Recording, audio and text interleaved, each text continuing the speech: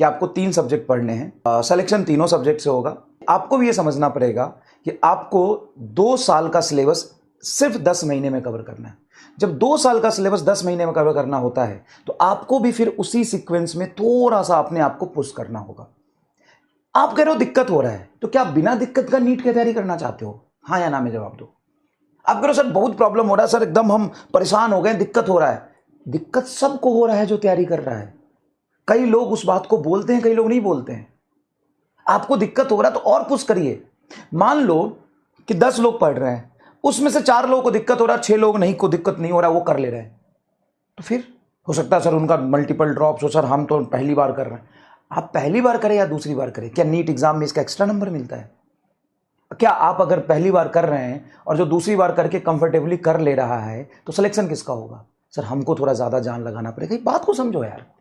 ठीक है, पैरेलली मैं भी समझ रहा हूं, इसीलिए मैंने आपको दूसरा ऑप्शन मैंने बताया समरी लेक्चर दे दिया है। अब उस समरी लेक्चर को देखना, जितनी स्पीड में मैंने सारे पढ़ाए हैं उसी रफ्तार में लगभग पढ़ाया और 100% थ्योरी कवर कर दिया तुम्हारा मोशन इन स्ट्रेट लाइन का 3 घंटे में। 3 घंटे में सुनना ध्यान से, 3 घंटे में पूरी मोशन इन स्ट्रेट लाइन के 14 लेक्चर को समराइज करके आपको दे दिया है। अगर आपका बैकलॉग है, बिल्कुल भी नहीं देखा है, तो उस लेक्चर को आप देख सकते हैं। 3 घंटे के लेक्चर को देखने में आपको टाइम लगेगा, हो सकता है 5 या 6 घंटे। 75, 76, 77 पेज है और 76 पेजेस में पूरा भरा हुआ है। मतलब अगर आपके नोट्स में उतना भी लिखा है ना, तो मैं कहता हूं कि पूरे साल में जितना नहीं पढ़ते ना लोग, उतना मैंने 3 घंटे के समरी लेक्चर में करा दिया। तू एक बार देख के नोट्स बता देना। अगर तू पूरा वो लिख लेगा ना नोट्स में, डिटेल लेक्चर छोड़, डिटेल लेक्चर में बहुत सारे क्वेश्चन प्रैक्टिस है, बहुत सारी चीजें हैं, सिर्फ समरी लेक्चर में जितना नोट्स में लिखा हुआ है वो सारा लिख ले, तो फिर देख के बताना कि पूरे लॉन्ग ईयर में जितना हम 1D में पढ़ते हैं उससे ज्यादा उस समरी लेक्चर के नोट्स में है कि नहीं। देख लेना एक बार, तो उससे नोट्स बनाओ। अगर तुमने पूरा पढ़ लिया, 14 लेक्चर बहुत अच्छे से नोट्स बना लिया है, तो उसका नोट्स मत बनाना। तुम्हारा नोट सफिशियंट है, शॉर्ट नोट्स की तरह देख लेना। लेक्चर सबको देखना है। क्यों देखना है सबको? अब एक बार देखो तो सही, 2 घंटा इन्वेस्ट करके 14 लेक्चर भूल जाओगे। ठीक है, 14 लेक्चर भूल जाओगे। अब दूसरी बात पे आते हैं। सर असाइनमेंट का बैकलॉग है, सर असाइनमेंट के क्वेश्चन नहीं हो रहे, सर डीपीपी के कुछ क्वेश्चंस नहीं हो रहे। भाई मेरे, इस बात को समझो कि नीट का पेपर चाहे जिस लेवल का आ जाए, आपको कितने सवाल किए, कितने नंबर आए, इससे सिलेक्शन नहीं होता है, कट ऑफ से सिलेक्शन होता है।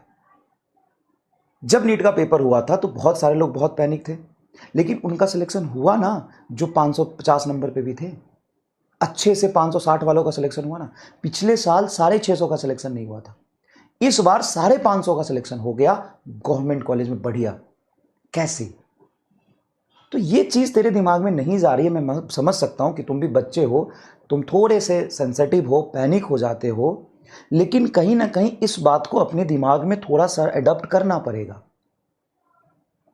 कि अगर एक साल पेपर बहुत इजी आता है और 650 में सिलेक्शन नहीं होता, और एक साल पेपर टफ आता है 550 में, 535-40 में सिलेक्शन हो जाता है, तो 120-30 नंबर का जो कट ऑफ नीचे गिरा, उसका क्या मतलब है? उसका मतलब है कि आपको अपनी बेसिक पढ़ाई पे ध्यान देनी है।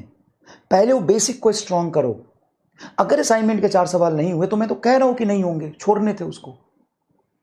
अगर मैं तुम्हें बोलूं कि मैंने तुम्हें कल यहां पे इंक्लाइन प्लेन के कुछ क्वेश्चंस दिए थे, जो आज मैं कराऊंगा, ये क्वेश्चंस दिया था, ये क्वेश्चंस दिया था, इंक्लाइन प्लेन पे और भी बहुत सारे सवाल दिए थे, ये सवाल तुमसे नहीं हुए, मान लो ये नहीं हुआ तुमसे, कोई बात नहीं।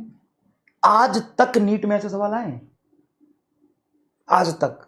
तो क्या पता आ जाए, तो क्या पता एक प्रोजेक्टाइल से अगर बहुत मुश्किल सवाल पूछ लेता है, 2-3 चैप्टर से और बहुत मुश्किल पूछ लेता है, उस 4-5 को छोड़ दोगे तो 40 क्वेश्चंस वही एकदम इजी वाले होंगे, और सिलेक्शन हमेशा उसी का होगा जो उसको पहले करेगा इजी को, और टफ को टाइम निकाल के बाद में करेगा। यही नहीं समझ में आ रहा तुम्हें यार, छोड़ो। एक छोटी सी बेसिक बात आपको समझ नहीं आ रही, अपनी कंसेप्चुअल अंडरस्टैंडिंग बढ़ाओ, थिंकिंग एबिलिटी बढ़ाओ, कंसेप्ट को अच्छे से फील करो, उसको समझो,